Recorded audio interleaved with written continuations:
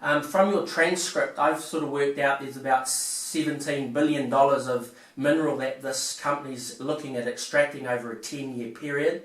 I think there was about 8,000 cubic meters a day was what they were interested in pulling up, and then the plume that comes off from there. So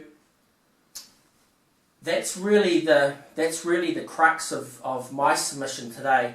I know that I'm down as being opposed to this, but what I'm more interested in doing is, as a condition of this, is that the mineral, they go to all this effort of bringing up the sand and the element that they're after, and as a byproduct, it's a waste to just allow all of this stuff to just be dumped back over the side. The way that they get iron out is through a magnetic process, and the thing is the magnetic process does get iron out, but everything else is released. And so for me it's one of those situations where you have to mitigate, but if you're able to retain the crown minerals that will be coming up, I've investigated throughout New Zealand. There are 4 big thorium deposits, and this area is one of them, and so they're actually mining something which in future will be very valuable.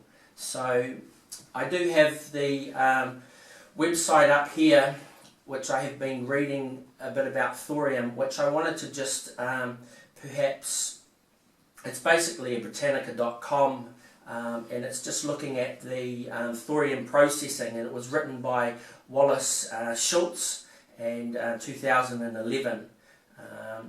And so I can talk a little bit more about thorium or the history of it or the ore, but I'd be interested in having some questions from you, because you've got a large wealth of knowledge and a large number of experts that have come through, as well as the members of the public, and if you had any questions around thorium and what's involved in processing it and stuff, I'd like to answer those questions. So can I put it back to you and then have a right of reply, please?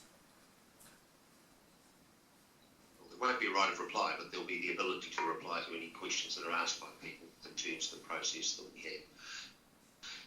And I'll turn to my colleagues and see if they do have questions for you. Mr. Young, thank you. Mr. Coates. Tēnā koe, Mr. Young. You mentioned that you had knowledge of Indigenous policy, and I presume that, was that referring to overseas Indigenous policy in general? My question really is about whether you've got any knowledge of similar applications to Indigenous groups overseas to mine the seabed.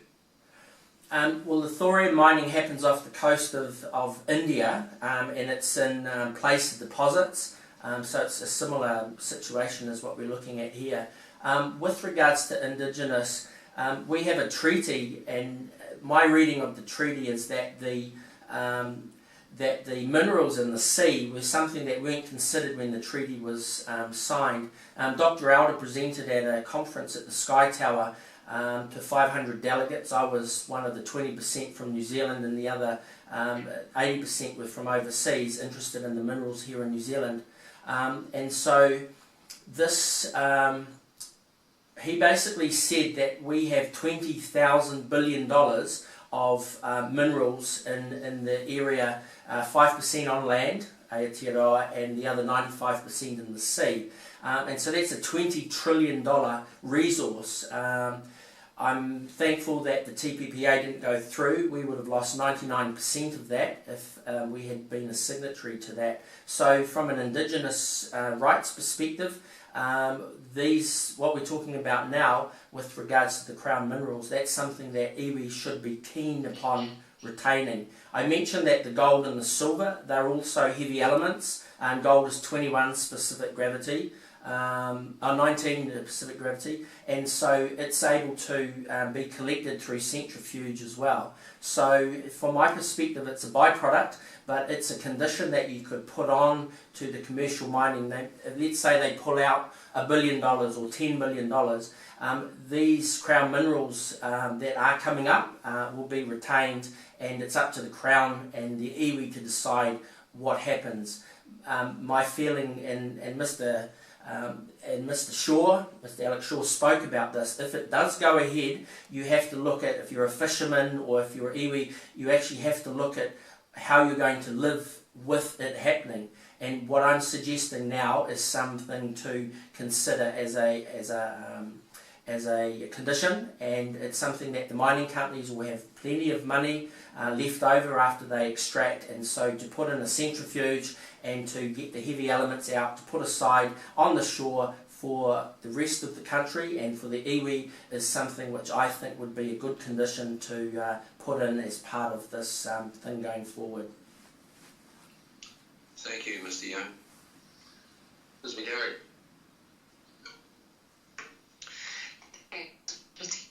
It seems to me that matters of royalty and extraction of other minerals as something's mined is really a matter of the efficiency of the mining and a matter for under the Crown Minerals Act and a matter for MB rather than for us. I wonder if you've got any comment on that. It doesn't seem to relate to effects other than I hear what you're saying about economic benefits. Maybe you could respond to that. No, it's a good point. What I'm interested in is, it's a simple thing to come and say we want to mine the iron sands, but all of these other products are in what is sucked up from the seabed. Now, to just put it into a big container and take it offshore, all those other goodies go with it. And my point is, unless we address it as one of the conditions now, we are giving something that's far more valuable than the iron sands to a company which basically gets the rights to it. We're not there in the lab, we're not there in the sorting houses once they're processing it, and it becomes like a waste product on their side, which then has another value, which technically is something they haven't put through as part of their consent. But it's like anything, you can't separate out these things coming up off the seabed, you can't leave them there. They must come up, and when they're up there, what are you going to do with them? And my presentation is they belong to the Crown. If they wanted gold and if they wanted silver and uranium and thorium, they should have put that in their request to the Crown Minerals.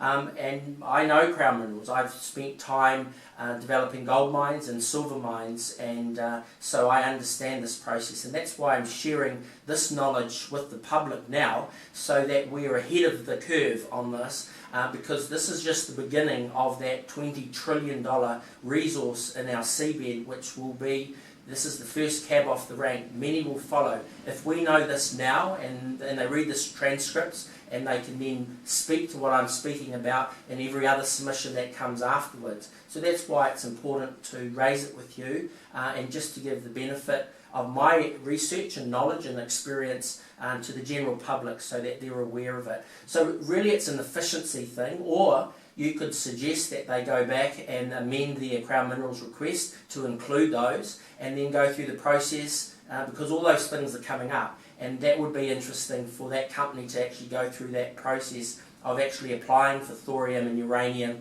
gold and silver as part of this as well. Mr. Young, you've also raised in your submission the question of the duration of consent. I won't quote your words there, because you've told them where they can go if they can't do what they want to do or prove it in three and a half years. You're suggesting to us there that a shorter duration than 35 years would be appropriate in your view? Yeah, I've been in with the local council here, bottling rights for Coca-Cola company, and so these were 35 years, they're 50 years. It was a deprivation 10, which is the worst in the country. Only one other place has a worse deprivation index. And these valuable resources of water, they only pay $400 for the right to turn on the tap to the council, but the local population and the local iwi of the area get absolutely nothing of that. And so this is another example where this is a valuable resource, and allow it to be processed in a shorter time period is healthy, because for example, as the price of thorium goes up with regards to transitioning from coal and oil, all of a sudden if we've signed a 35-year lease on it, then we don't have another right of review for 35 years. So that's why I've suggested that it goes back to you to hear again these submissions at a much shorter, and I use 3 years simply because that's our electoral cycle. So if we wanted to make it 5 years or a different time, then we need to go from our electoral cycle, and that's why I suggested 3 years.